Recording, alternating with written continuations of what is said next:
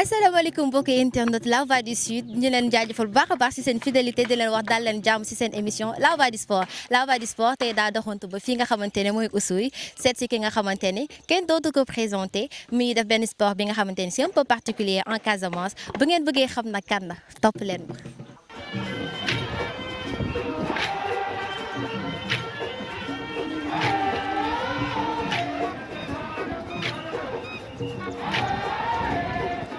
champion ça va yaa ngi si jàmm ça va alhamdulilah loo nekk sant yàlla bu baax a baax di am mbégte teeru leen fii sama dëkk sama village bi Janten. waaw tey ñu ñëw seet si la nu mu demee waaw tey gis ngeen da nga ñëw sama village seet si ma fekk ñu nekk su clôture suñu cosaan mooy bu jeune Joola xam nga joolaay moom par étape la tey jii ñoo ngi fii di war koo tëj mu nekk bés moo xam ne ñuy tëj cosaan bi ma ñëw dalal leen ngeen xam tuuti ñun joolaay suñu secteur ñun basse Casamance ñuy dundee en tant que jeune Joola voilà ma dellu soit tey ren dundaal sama cosaan.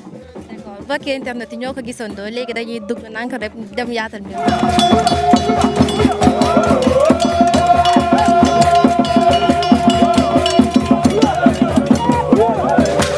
mbokk yi mooy li ma leen waxoon sànq dal leen seen émission La Voix du Sport tey suñu invité muy Kayla ñu xamee ko si boxe mu doon ab champion tey moom lañu seet si Kayla ñu ngi lay nuyu. waaw Rabiatou maa lay nuyu di nuyu tous vos téléspectateurs de La Voix du Sud. mu nekk benn mbégte bu baax a baax ñu di leen recevoir fii sama village muy Janten. Kayla dañuy commencé ak yow si sa enfance ban xale nga woon. bon sama xale nag kon ñu bëri na damaa turbulent woon damaa xaw a dëgër bopp voilà mooy loolu comme tous les enfants mais j'ai eu la chance de bénéficier ma màggee entre Dakar et ici mon village natal durant l'année scolaire maa ngi woon Dakar durant les vacances scolaires maa ngi woon fii nii dans mon village natal moo tax mu mënoon bénéficier sur toutes les deux cultures. D'accord. bu ñu ñëwee si sport bi li nga xamante ne mooy boxe kañ nga ko commencé pratiquer ak fan. boxe bi en tant que tel ba ma ko commencé mooy c'est la fin de l'année 2018 voilà après mes études universitaires laa doog a commencé boxe bi voilà bu ñu ko xaymaa par rapport ak tey mën nañoo ne j'ai fait 6 ans à peu près. D'accord kon lan moo la motiver wala dafa am nit ki nga xamante ne moo la inspiré nga dugg ci li nga xamante ne mooy boxe. bon boxe bi nag franchement parler je pense que man comme ma leen ko waxee dama màggee fii village te boo xoolee fii village fii dañoo tàmm di bëri depuis temps xale yi gisee nga ko sànq fële xale yi ndaw dañuy bëri âge bi yooyu di am di bëri moom laa bëree ba bëgg ba affaire bi nekk sama amour ak passion ci man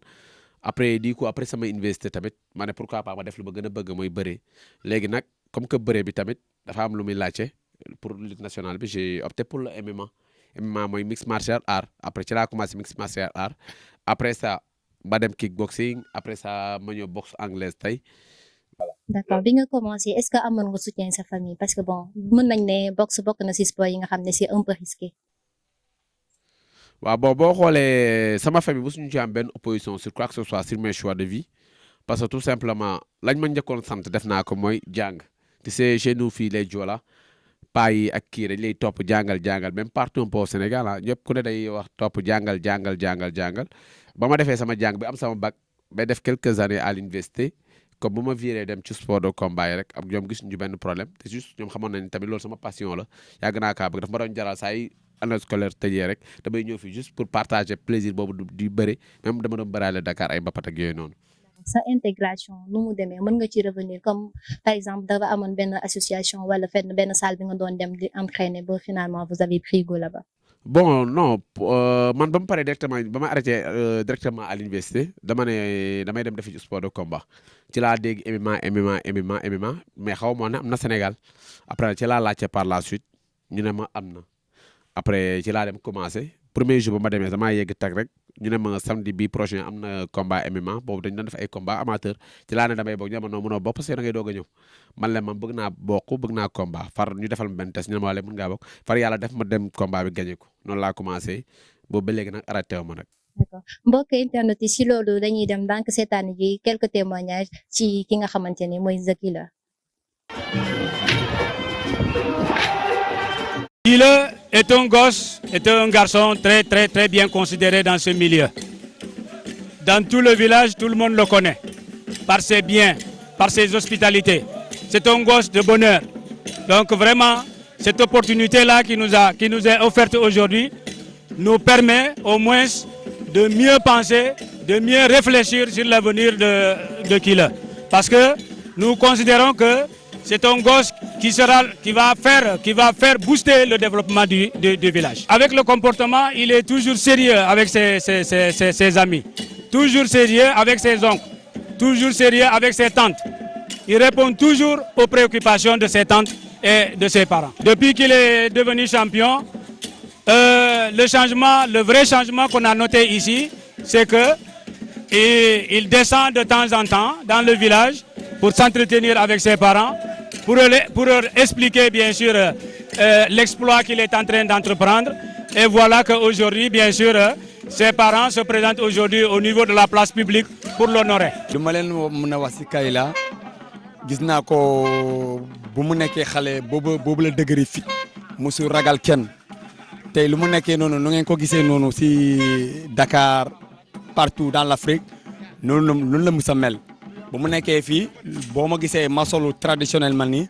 nii la doon def fii nii la doon sol fii ñiy gën a di dem bëre royal ñiy dugg ci ay dëkk yi di bëre fii la jógee ba mu dem mais mosul bàyyi cosaanam mosul tiit moom du ko def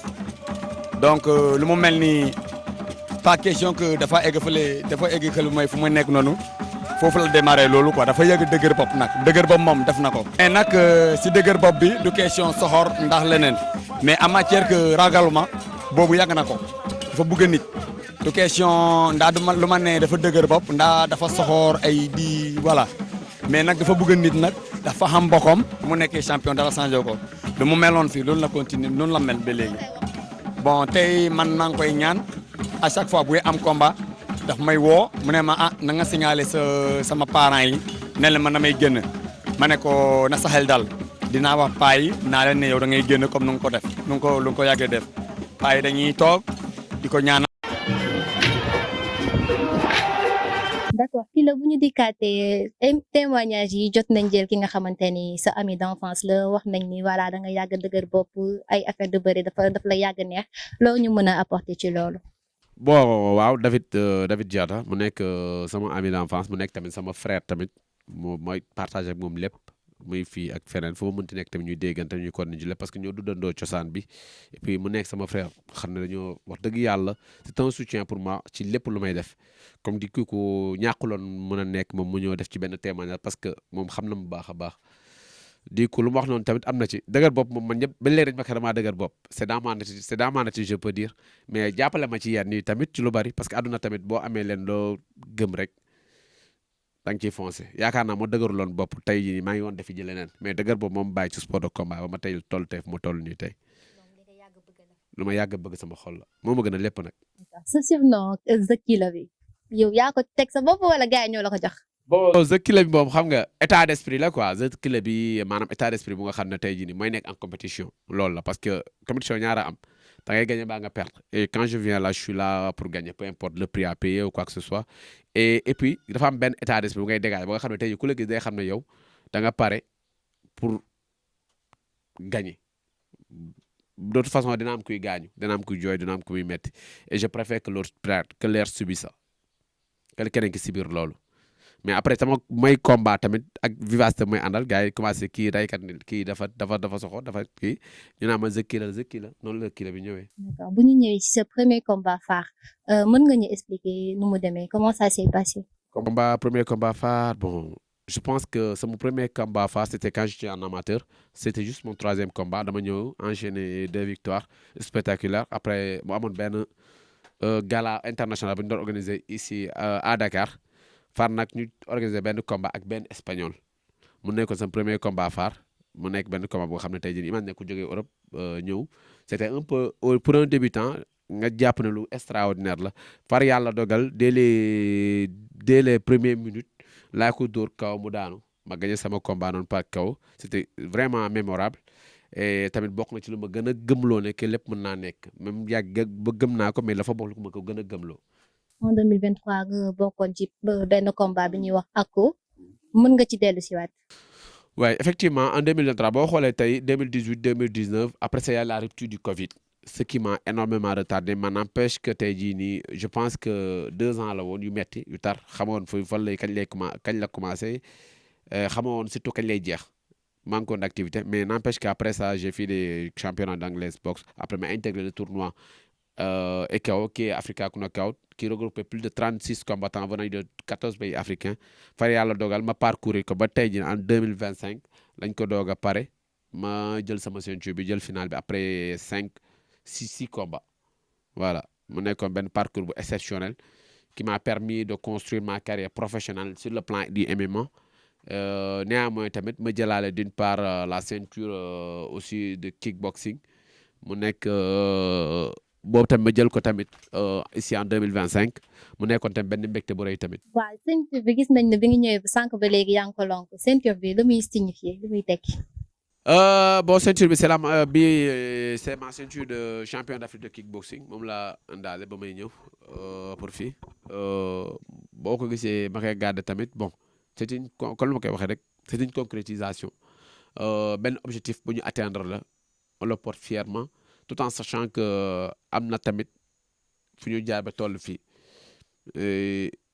ay jafe-jafe la woon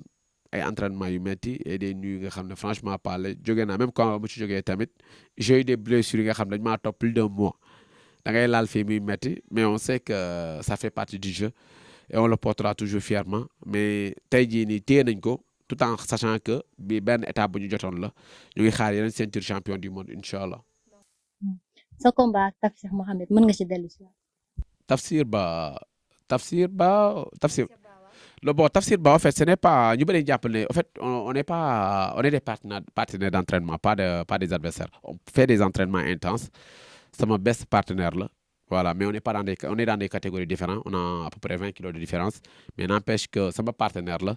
je pense que c'est l'un de mes meilleurs partenaires au Sénégal pour les entraînements. Mais duñu am combat boolewuñu parce que bokkuñu catégorie tamit bon nous sommes des frères nous sommes des amis. sa combat bi au Grand Théâtre ak Marocain bi. waaw sama combat au Grand Théâtre ak Marocain bi c'était en kickboxing c'était mon premier véritable challenge en kickboxing parce que moi je suis issu de du MMA en tant que tel après ci la perfectionné sama art ma intégré boxe anglaise après ak kickboxing. Mais jël naa championnat d'Afrique champion du Sénégal boxe anglaise après ma waroon def champion d'Afrique en kickboxing mu nekkoon une première ça a été vraiment un véritable combat très très dur vu que vraiment l'adversaire qui était là les Marocains on les connaît ce sont les meilleurs kickboxeurs en Afrique mais franchement parler malgré la difficulté j'ai tenu à honorer le drapeau du Sénégal xam nga tamit public boo xam ne ñëpp dañoo ñëwoon teew pour soutenir ma pour suivre ma alhamdulilah ma gagné ceinture bi.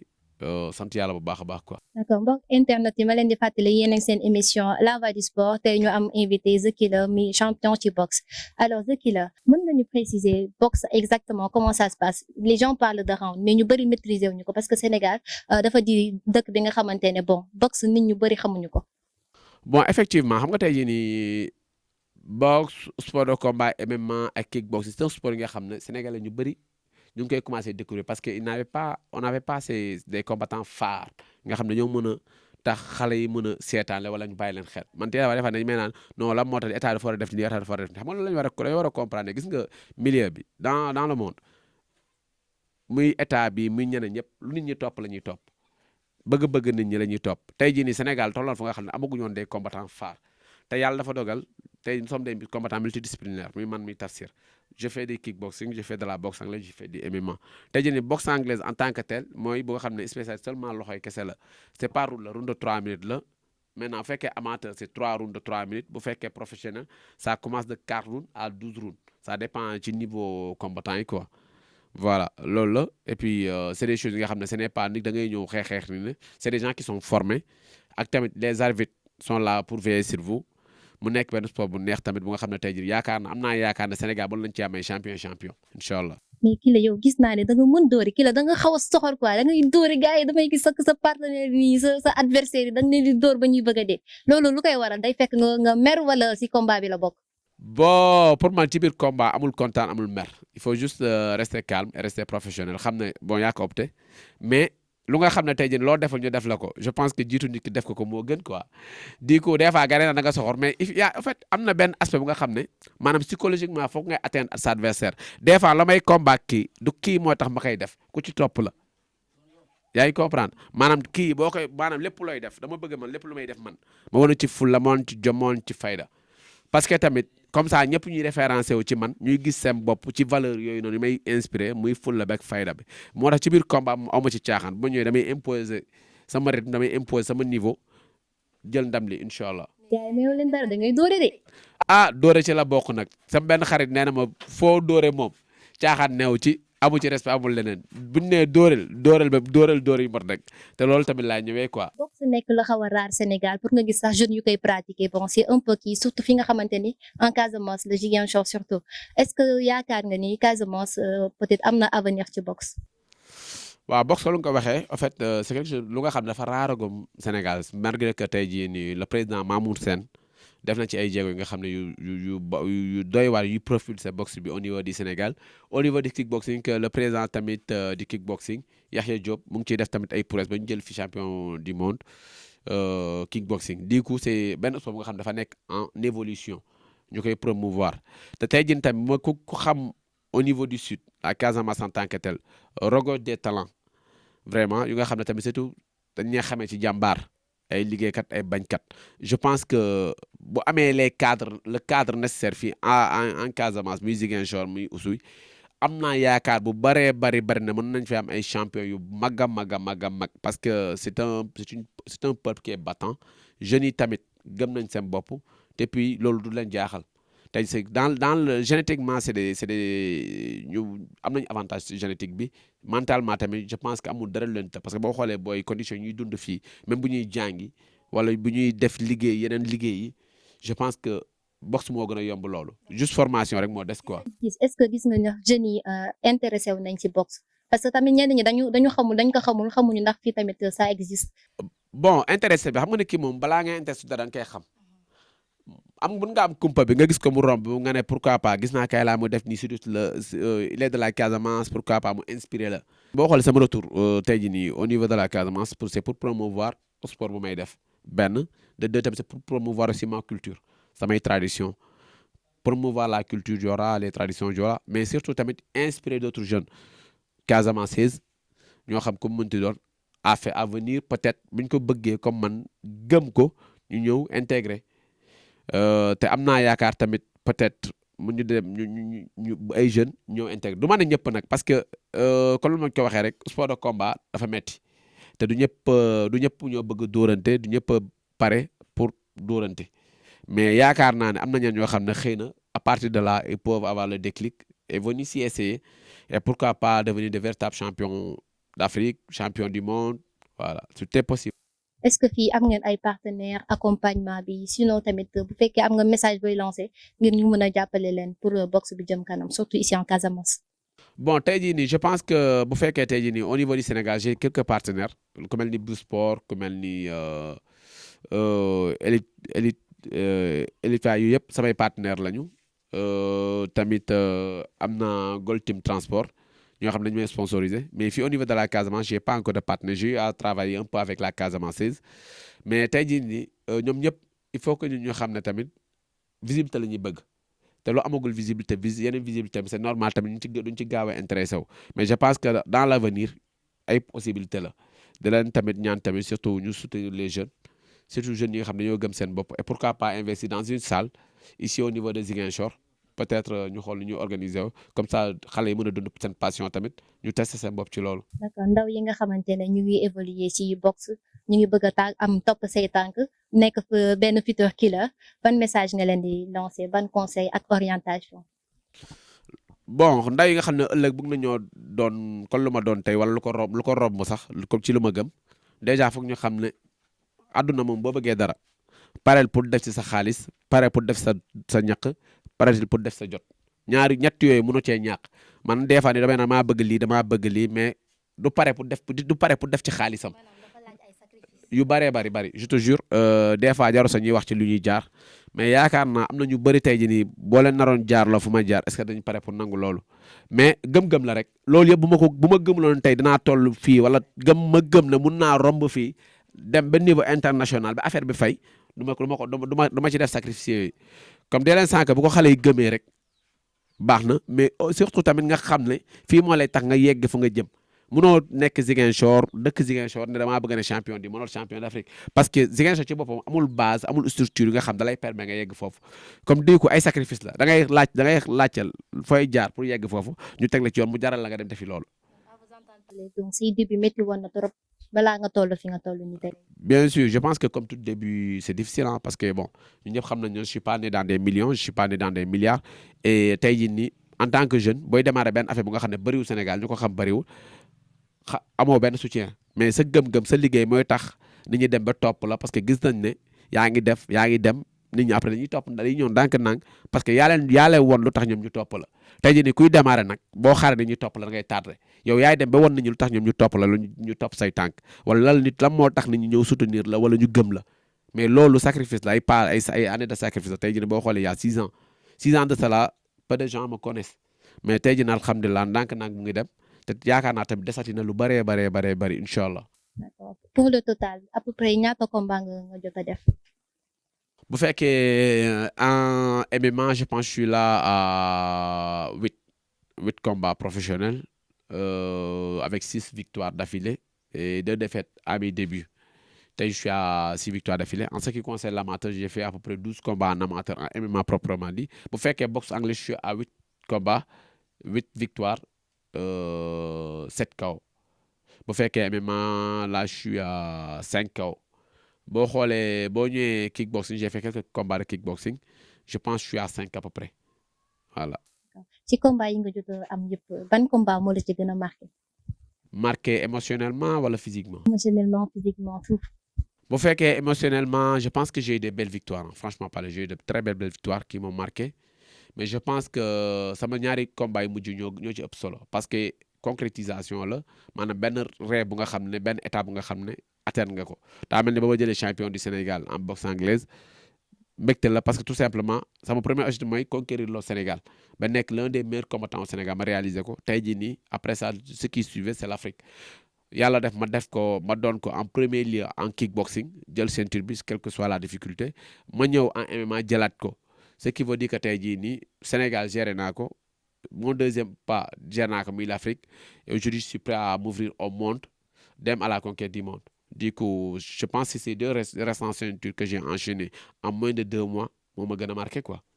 Voilà muy champion d'Afrique bi en kickboxing ak champion d'Afrique bi en boxe en MMA aussi. D'accord si combat yooyu noonu mës nga ci am benn blessure bi nga xam ne jël na trop sa temps.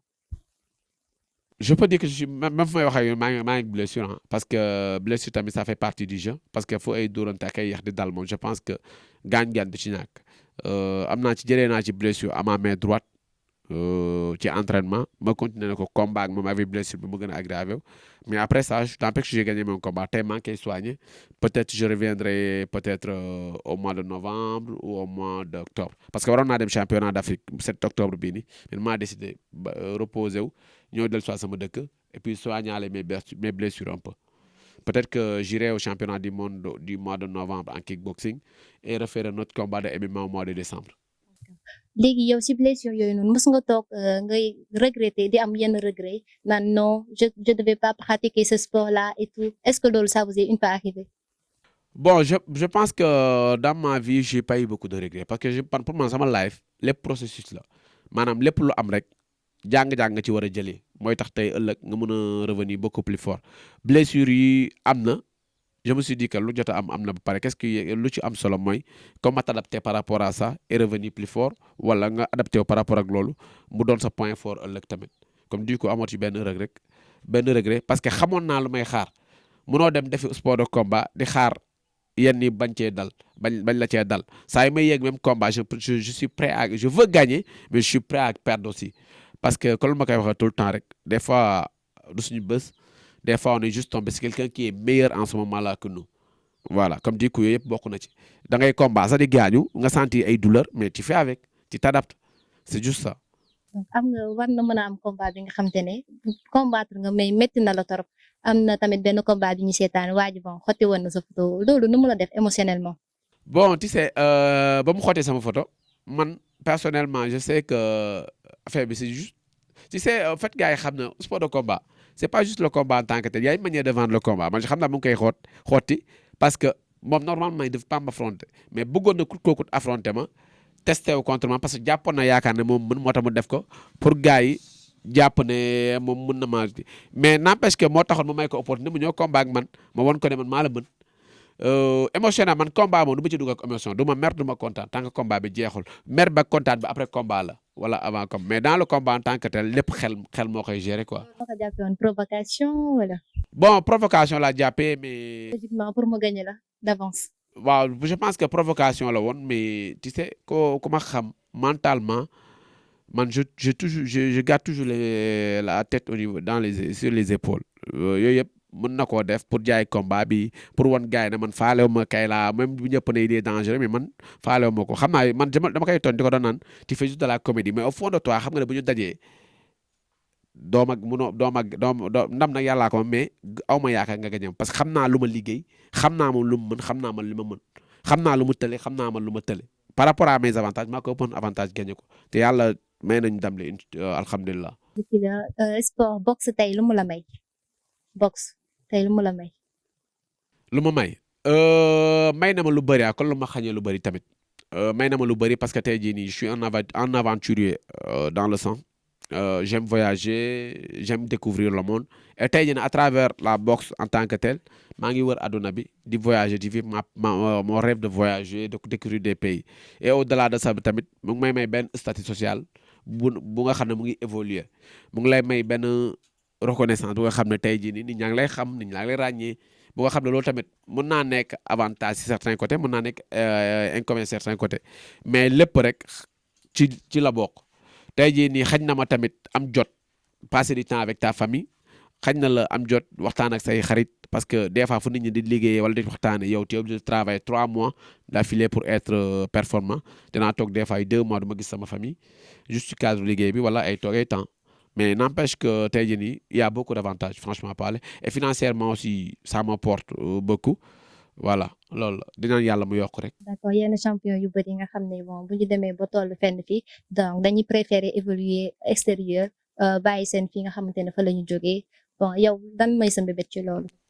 bon franchement parler loolu tey jii nii c'est assez normal ah man jusqu'à présent j'évolue au Sénégal j'ai fait mes combats à l'étranger mais comme MMA c'est pas légalisé au Sénégal j'ai fait mes combats à l'étranger mais damay dellu tout le temps fii sama dëkk fii Sénégal parce que sama choix personnel là pour le moment mais franchement parler je sais que Afrique laa nekk c'est possible mais dès l'instant que tey jii ma bëggee conquérir dem à la conquête du monde Sénégal amul les infrastructures ni le cadre technique yu mën a tax yow tey jii ni nga mën a jànkonteel ñu nekk à l'étranger Afrique moom mën nañoo gérer parce que peut-être on a le talent on peut travailler on peut s'adapter mais au niveau international beneen niveau la ça va trop vite c'est des vrais professionnels boo xoolee tey jii nii au biir Sénégal man pour ma am partenaire sparring bu dëgër bu normal sax aw ma ko comme di ko je suis obligé de me débrouiller de faire fi boxe de faire lale mais bu fekkee am na fenn fooy toll boo bëggee dëgg jànkonteel ñu fa nekk il faut nga nekk à peu près dans les conditions qui sont tey jii nii je pense qu'à un moment donné je serai obligé ma expatrier wu dem basé wu soit en Europe ou soit aux États-Unis voilà peut-être soit en Asie. mais à l'avenir est-ce que envisage nga teg fi yenn projet yi pour jeunesse bi ñu évoluer ci boxe. Je pense que c'est l'objectif final ah je pense que c'est l'objectif final parce que tey jii nii boo xasee ba dugg ci dara ba yàlla mel la ci chance nga évoluer ci je pense que tu dois servir de pont de passage pour les jeunes nga mën a teg lu nga xam ne tey jii nii biir Sénégal lu nga xam ne tey jeunes yi en tant que tel mun nga leen gën a yombalal yoon bi yow fu nga jaar peut-être mu jëlee la 10 ans wala 15 ans yow ñu def ko ci 2 ans wala ci 1 an pourquoi pas te tey jii nii peut-être booy yi mën nañoo inspiré wu mais pour nga may leen foog Sénégal am cadre bu nga xam ne xale yi tey jii ba ñu ñëwee bëgg def loolu ñu mën leen koo yombalal ba nga xam ne tey jii nii ñoom ñëpp dañ ciy mën a dund wala ñu mën fee former ay champions du monde pourquoi pas en tout cas daal c'est l'objectif final à un certain moment nag nañ ci xalaat buñ ko mënee ñu def ko bu jëlee ñu tey partenaire ñu def ko mais c'est l'objectif quoi franchement parler on ambitionne vraiment de créer des cadres et des conditions de sport yu nga xam ne yu adéquates pour xale Sénégal yi pour les gens du sud et tout. Si je comprends bien envisage nga continuer boxe ba à l'avenir nga dem ba nekk coach di coacher xale yi. Coach en tant que tel, je ne sais pas, je suis pas sûr. Tout le monde dit que je suis bon en coaching. Mais je pense que peut-être dinaa coacher tuuti mais j'ambitionne surtout d'investir aussi dans d'autres domaines. Je suis aussi un businessman d'un côté et j'ambitionne vraiment à ma fin de ma carrière m'investir sur d'autres business quoi, tout en investissant aussi dans le sport. Mais pas rêver de ça bi nekk coach en tant que tel 100% quoi. Voilà. Peut-être naam ñeneen ñu ma ko gën a yelloo yu ko gën a bëgg ñu koy def ñu ma koy defal à ma place je vais juste créer le cadre mooy salle beeg yooyu noonu yëpp mais nga teg cee ni nga xam ne au moins ñoom dañu gën a mën a liggéey ko à ta place.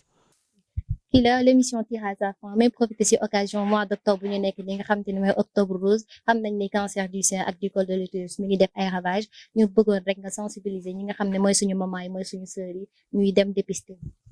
Bon, effectivement, tey jii nii octobre c'est un mois qui est dédié vraiment